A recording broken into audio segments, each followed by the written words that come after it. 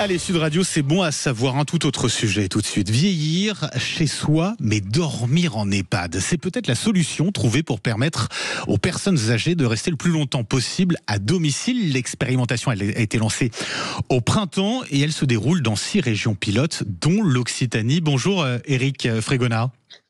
Bonjour. Et merci d'être avec nous ce matin. Vous êtes directeur adjoint de l'ADPA, c'est l'association des directeurs au service des personnes âgées. Alors, on connaissait jusqu'à présent l'accueil de nuit à l'hôpital. Là, c'est exactement le même procédé qu'on applique pour les EHPAD, c'est bien cela ?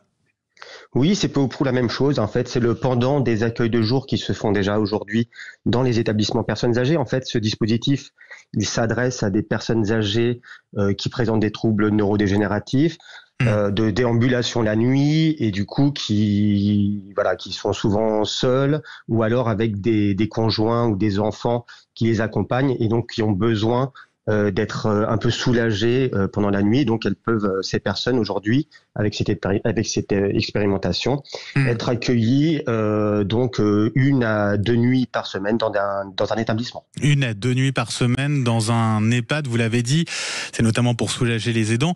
Également réduire notamment le risque de chute, qui est important aussi la nuit. Oui, tout à fait. La nuit, il faut être extrêmement prudent parce que des personnes âgées peuvent être agitées. Effectivement, la chute peut avoir lieu, mais tout simplement aussi le fait d'avoir une présence humaine la nuit, c'est extrêmement important.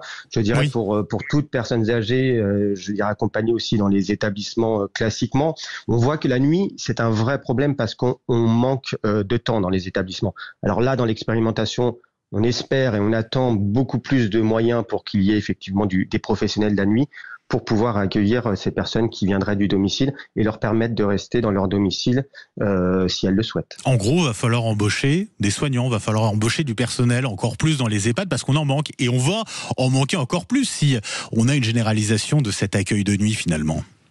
Et oui, et c'est pour ça que dans les établissements, il faut vraiment que l'État et les départements investissent.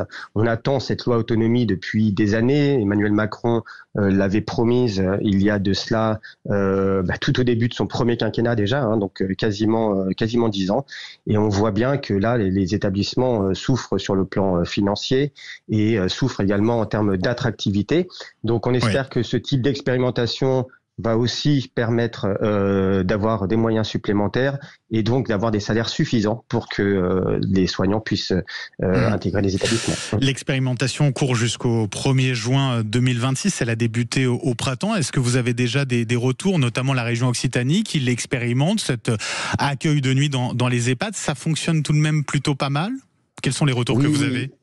Oui, les premiers retours que l'on a, c'est que ça fonctionne. De toute façon, alors nous, on attendait même que ça passe sans expérimentation. Je veux dire, des établissements sont en capacité aujourd'hui, si on leur donne les moyens, comme je vous le disais, de recruter des professionnels, c'est notre métier. Donc nous savons accueillir des personnes âgées la nuit, nous savons respecter leur sommeil aussi, nous savons respecter et leur donner toute l'attention qu'elles méritent. Donc aujourd'hui, on voit bien que les premiers retours sont positifs, on y sera attentif et je vous dis quand même, le nerf de la guerre, ce sont les moyens. Et ça coûte combien pour une personne justement de bénéficier de cet accueil de nuit dans les EHPAD? Ça coûte cher ou pas? Écoutez, il y a une grande prise en charge du département. Donc moi, j'invite toujours les personnes à se rendre auprès du département. Et après, effectivement, ça peut coûter un petit peu. Ça dépend du type d'établissement. Donc aujourd'hui, on n'a pas suffisamment de retours sur des moyennes et je pourrais pas vous donner un montant. Mais effectivement, c'est toujours auprès du département et de l'Agence régionale de santé qu'il faut se renseigner. C'est eux qui accordent ces financements et cette expérimentation. Mais dans le cadre de l'expérimentation, il y a quand même des aides qui sont prévues par la loi Bien Vieillir. Et donc, les personnes âgées quand même pourraient être aidées sur le plan financier. Ouais, voilà, l'accueil de nuit donc dans les EHPAD expérimentés jusqu'en juin 2026 dans 6 régions. Je les donne, les régions pilotes: Bourgogne-Franche-Comté, Centre-Val de Loire, Corse, Normandie, Occitanie et Pays de la Loire. Éric Frégonat, merci d'avoir été avec nous ce matin sur Sud Radio pour en parler. Je rappelle que vous êtes directeur adjoint de l'ADPA, l'association des directeurs au service des personnes âgées. Il est 6h53, on continue de se réveiller avec dans un instant Patrick Roger qui nous rejoint. À tout de suite.